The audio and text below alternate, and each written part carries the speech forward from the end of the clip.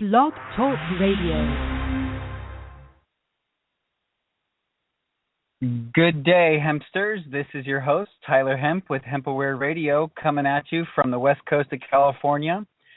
Hemp awareness is on the rise, and our mission is activated and in full effect.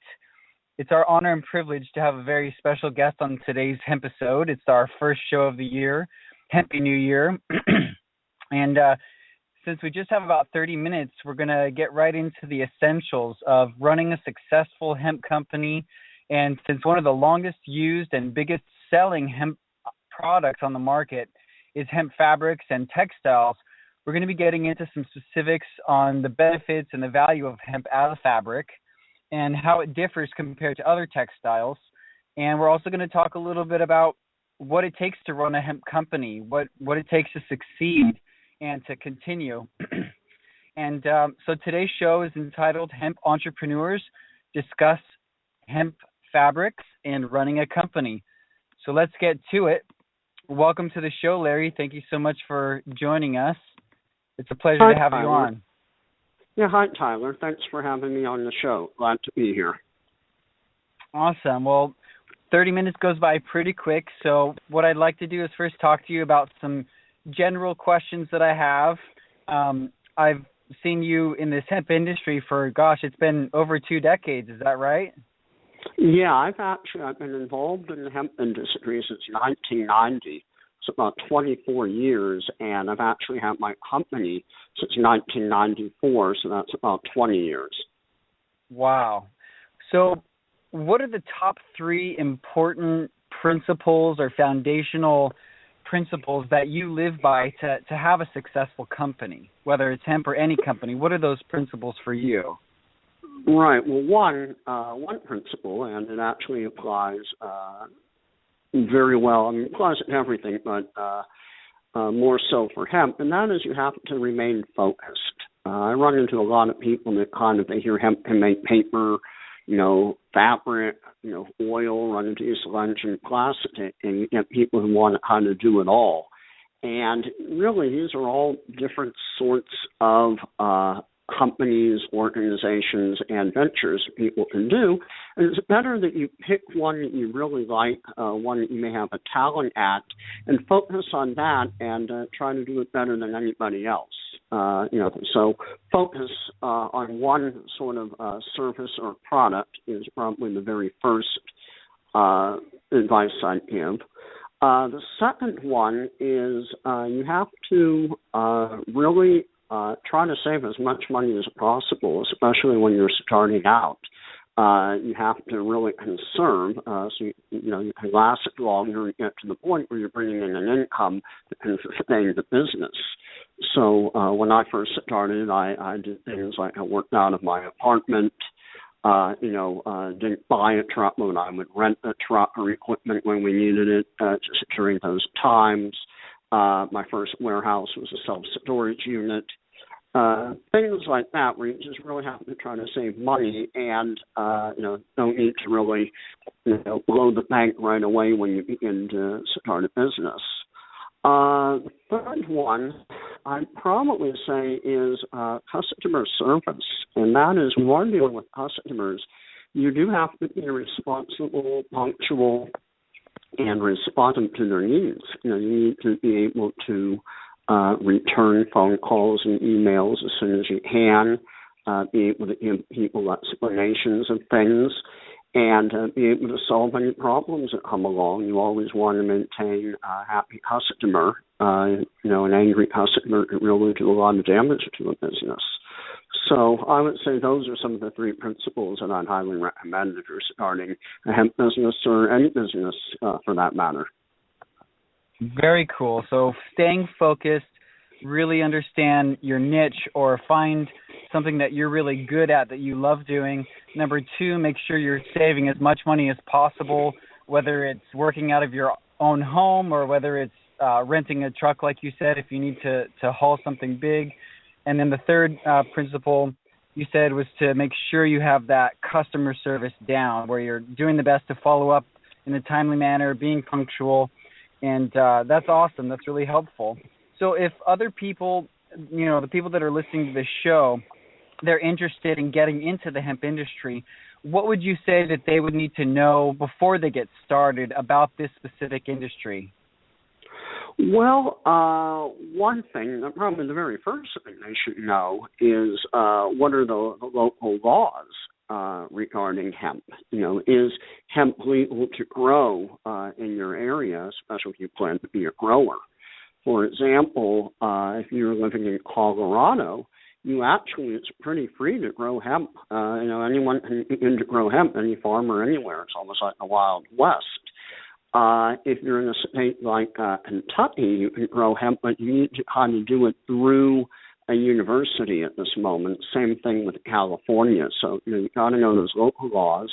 And then overall, industrial hemp is still somewhat illegal on the federal level, although it's illegal if you're, doing it where the state is legalized, but it is legal if you're doing it through a research facility like a university. We all believe that these laws are going to change pretty quick, and probably within a year or two, it's going to be fully legal to grow hemp, anywhere in the U.S. or at least in any state that legalized it. So the first thing is you need to know your laws. The second thing is you need to know kind of where you want to be in all this. Some people, as I mentioned earlier, they get a little bit too scattered. I mean, if you're going to be a farmer, you've got to focus on farm issues, and it's typical of any farmer. If you're going to be a seller of raw materials, you've got to be able to get those raw materials. If you're going to be a manufacturer of a product, you're going to have to be able to have the ability to manufacture that product, including getting all the materials to do that. And, as I said, you've got to stay focused. You've got to kind of stay in your niche, on what level you're on and, what you're doing versus trying to do everything all at once. That totally makes sense. And with that said, the niche that seems to be where you have succeeded the most is the fabric and textile niche. Am I correct? Yeah, that is correct. I went into this, my first product I ever decided to sell was textiles because at the time, 20 years ago, it was a product I was able to get. I was able to import it. So I began with the textiles, and I've expanded into mostly other fiber products, such as the hemp twine, hemp yarn, hemp rope, some little bit of hemp apparel. And I've also done a little bit with some seed products, but not as much as other companies have. So with that said, you had to learn a lot about the textiles. You have to probably learn about what varieties of hemp are good for textiles. And so do you actually know, is there a specific characteristic that you're looking for a hemp plant that's made into a fabric versus made into a seed product? Is there something that's distinguished from, one variety versus another? And what varieties are those? Yeah, that's a very good question, because if you are a farmer and you do decide that you want to grow hemp, you're going to have to make the decision. Is it going to be for fiber or is it going to be for seed? Because those are generally the two options right now. The third option, of course, could be flower, but that would be more for things like marijuana, THC, or CBD harvesting. But if you're going to do the purely industrial hemp, you got to decide, hey, am I going to grow the plant for seed or am I going to grow it for fiber? If you're growing it for seed, there are certain strains that you're going to want to get that will work very well. And it also depends on the density of your planting. When you're growing it for seed, you're going to have a lower density of plants than if you're growing it for fiber, where you'll have a higher density. And the seed varieties will tend to get shorter plants that are a little more bushier, a little more branchier. In this way, you're going to get more flowers on it, and of course, then you're going to get more seeds overall. When you're growing it for fiber, you're going to be growing it dense, more dense, and you'll end up with a taller, slender plant with few branches, and the plant will grow very tall. And the fiber is actually just the bark. It's the outer bark of the hemp plant. So, ideally, you're going to want a very thin, tall plant to produce the best kind of fiber. Also, deciding which way you're going to go is also going to affect how you're going to harvest the hemp. Certainly harvesting the hemp plant for the seeds is going to be different than harvesting it for the fiber. And that in itself poses its own sorts of challenges right there. Mm-hmm. And is it possible to grow a crop for both purposes? Could you kind of go in the middle road, or is it better to stick to one side? Well, it depends, because in terms of seed, you're going to only get one type of seed when you're growing it. Let's play that out a little bit more. If you were to grow the hemp for seed, it is possible to be able to harvest the seeds. You're going to be left with an entire stalk. Now, that entire stalk can be chopped down, and from that, you're going to get some actually extra fiber, actually two types of fiber. The outer fiber, which is the long fiber, and you're also going to get the inner fiber, the core fiber, which is actually referred to as hemp herds. Now, each one of those is going to have a little bit of a market. The herds can be used to make paper, it can be used to make particle board, it can be used to make hempcrete, even more diverse products such as charcoal and dynamite can be made from the herds. But if you're growing the plant or seed and then you get the fiber, the quality of that bark fiber is going to be a lot poorer. It would probably, that bark fiber from the seed can only be used for what we refer to as non-woven purposes. So it would have to be something like insulation. It could be used to make paper, maybe plastics. It could be used to make composites for cars, things of that nature. But if you're going to want to grow the hemp fiber for textiles, twine, yarn, rope, webbing, things like that, where you're going to have to spin it into yarn, you have to grow the hemp for that purpose, because the quality of the fiber will be different than the quality of the fiber that you're growing for seeds. In both cases, whether you're growing it for seed or for the long fiber for textiles, you will get a herd will be a byproduct. And in both cases, the herd will be about the same quality. Well, that's good to know. So if somebody is doing it for seed purposes, they can still benefit by selling the herd for hempcrete or composites, things of that nature. And if they're doing the textiles, they're still going to have that inner core of the plant they can work with. So that's great. Now, what do you expect to happen, and what industries, because obviously hemp can be put into many different markets and many different industries. What do you foresee some of those, successful industries in 2015, or what do you think are going to be those industries that entrepreneurs or people getting into this industry should look at maybe investing in? Okay, well, it's all a matter of timing right now. If, let's say, I were a farmer and I wanted to grow hemp in America in 2015, probably the very first and most lucrative market would be to grow the hemp for seeds that are actually used to grow more hemp. That is, you're not growing the seeds for grain or edible purposes, but you're actually growing it for to have the seeds to sell in 2016 to other farmers who will want to grow it. That's probably the very first and easiest market that's going to be out there.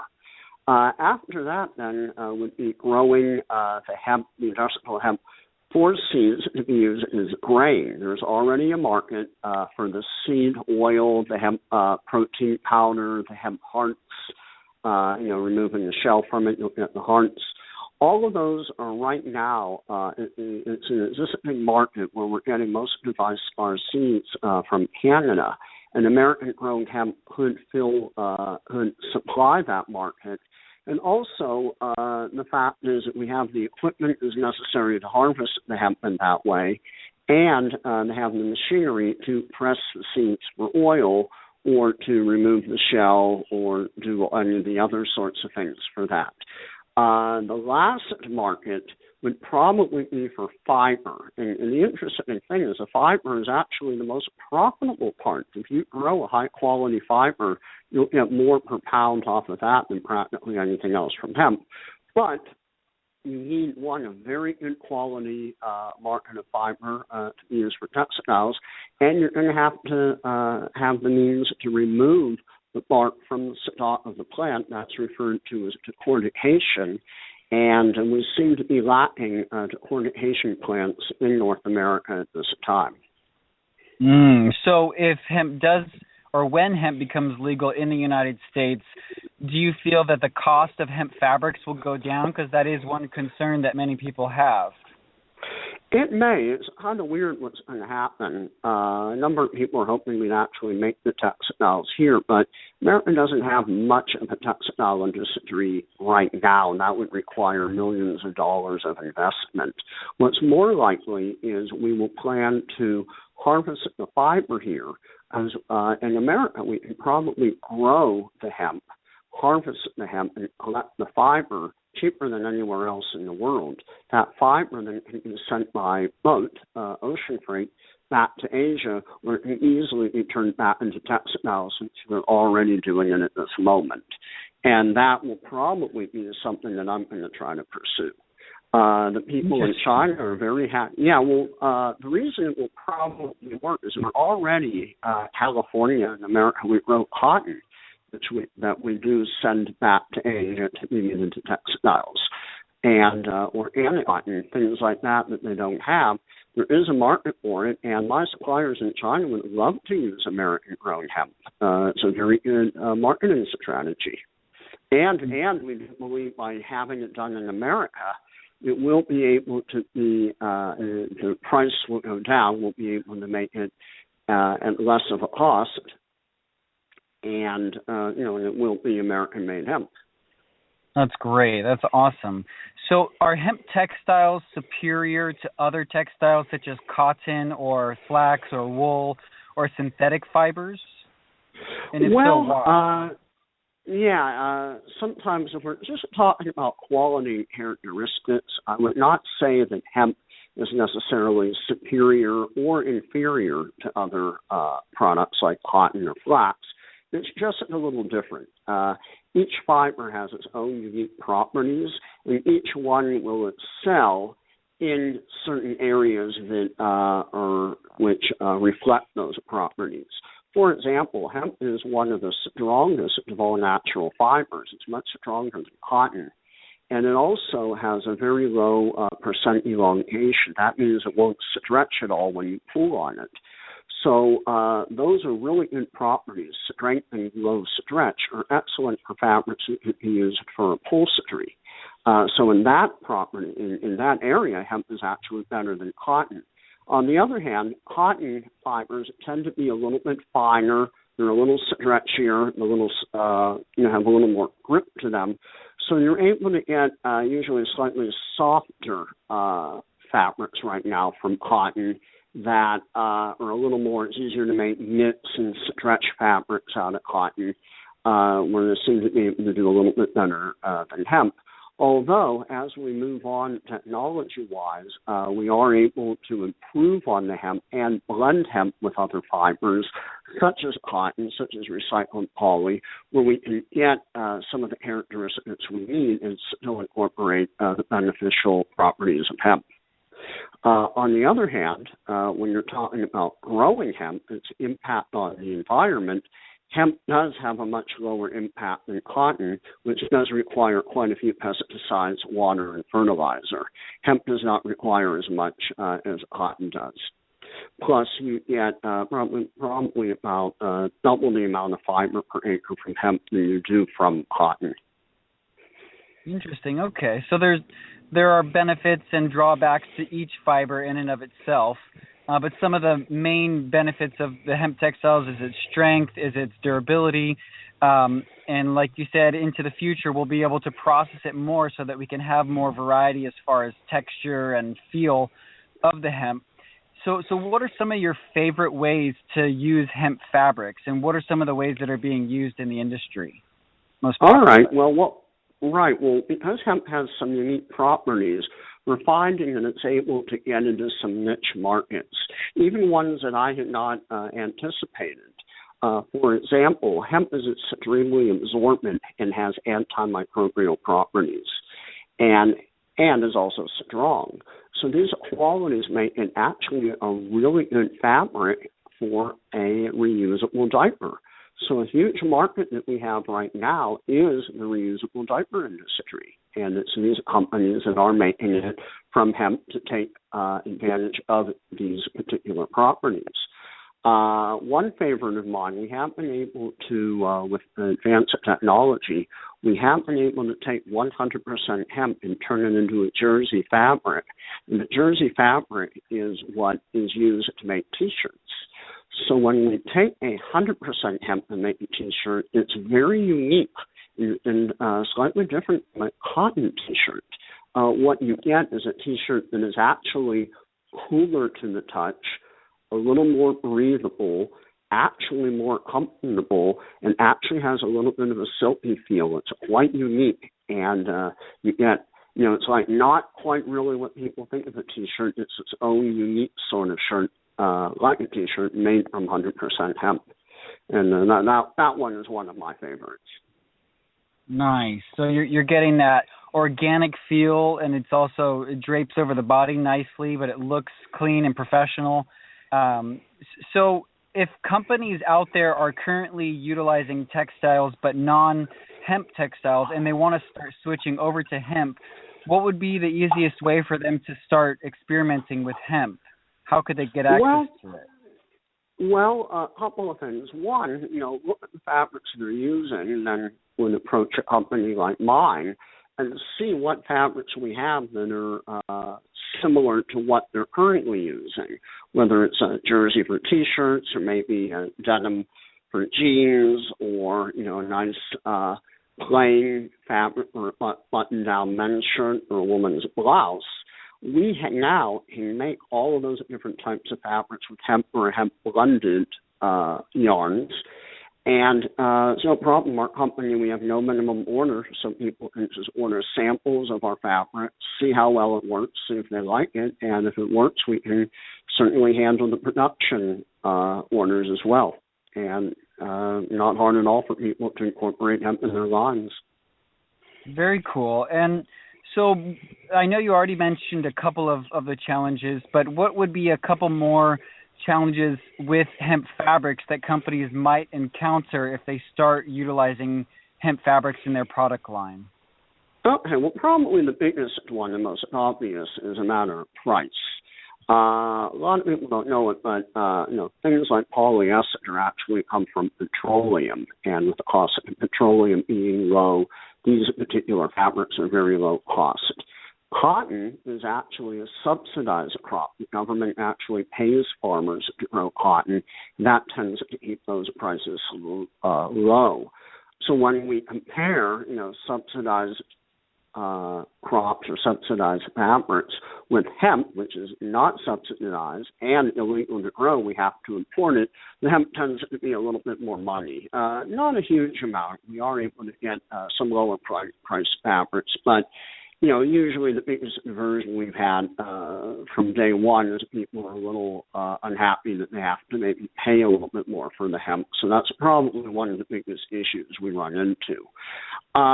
But textiles are soft pricing. You have similar textiles for $1 a yard, all the way up to $100 a yard. So hemp, easily fits right in there. So it's not like it's unusable. But you have to know your market, when you're beginning to make something. Hemp is also, you're talking about challenges. Sometimes people are used to getting fabrics already in any color, any hand, any thickness they want. Since the hemp is still fairly new, we're a bit limited in the different types of fabrics and colors that we have at the moment. But, we're expanding, and we've been expanding, practically from day one. Other than that, there's really no other obstacle to working with hemp. One thing that I have seen that you might also agree with is sometimes companies will choose a fabric that they want to work with, and they start a product, and then availability might become an issue. Is that something that you have experienced yourself? Oh, yeah, and that has to do more with the nature of the business. Since we can't grow the hemp here, all of our hemp is imported, so we're bringing it in all the time, and when it does have to be imported from China, and usually from the time it leaves, the factory in China to the time we have it in our hands is about a 4-week process. And it does happen that we get a large shipment and then we get a phone call and the company will literally buy us out of everything we have. And it can take, another 4 to 6 weeks for us to get more. So it does happen that we do run out occasionally, but we do try to, anticipate ahead and order extra fabric so that we don't run out, but we can't always know exactly what the demand is going to be. That makes sense. So just planning ahead, understanding that sometimes things are hard to get only because it's illegal. It's there's a gap or a buffer of time from ordering the fabric and having it shipped. That's really good to know. And if there was something that you could share with our listeners that they could start doing on a daily basis and immediately, start making a transition and raising more awareness about hemp, what would you say are some of those things that they could do on a daily basis to spread the word and to bring the cost down and to make it more readily available? Oh, that's very easy. It requires practically no work on the part of the listener. All we have to do is just increase the demand for hemp. So when the next time you're out buying apparel, buying accessories, buying shoes, buying a hat, whatever, when you go to the store, ask them if they have any hemp. Hey, do you have a hemp hat? Do you have a hemp T-shirt? Do you have hemp jeans? Let those people know that there is a demand for hemp. It ultimately does come back to us. That's also the same as people, for the seed products as well. If you're going, you might want to ask for hemp seed oil, hemp seed protein powder, products that may have hemp incorporated into them, food products. And the more people begin to ask, the more demand it creates, and it's going to create, more products, more demand for us, which allows us to grow more hemp, which is going to get the costs down and expand the industry. Well, I really like that answer because, like you said, it really requires no cost or no money from the listeners. All they have to do is every store that they go into ask, hey, do you have a hemp product? Do you have a hemp hat? Do you have a hemp shirt? Or would you be willing to get it? And that's absolutely a wonderful answer, and I appreciate that. And we just have about 2 minutes left on the show today. And so I just want to thank you so much for being here on the show and sharing your knowledge and wisdom. I've been, acquaintances and friends with Larry for, probably almost 10 years now. And if anybody has questions about Hemp Traders fabrics, I myself am pretty knowledgeable about the fabrics and would love to assist you. The number to call is 805-410-4367. And if there's any last comments that you have, Larry, as far as hemp fabrics or letting, young entrepreneurs come onto this market, Hello? what would you say? What would you say would be one last comment to share with these? Are you here? Are you still there, Larry? You still there? Can you hear me okay? We just have about a minute left of the show. Hello? I'm not sure why you can't hear me, but if anybody out there would like to do a radio show with us, give us a call, email us at hempaware.com or hempaware@gmail.com, and we would be happy to assist you, with a radio show, or if you have a hemp company yourself, and we'd love to assist you. Or if you have any ideas for hemp shows that you want to hear, give us a call, 805-410-4367, or check us out at hempaware.com, and we would love to hear your ideas and do an episode of whatever it is that you feel is most important to know about the hemp industry.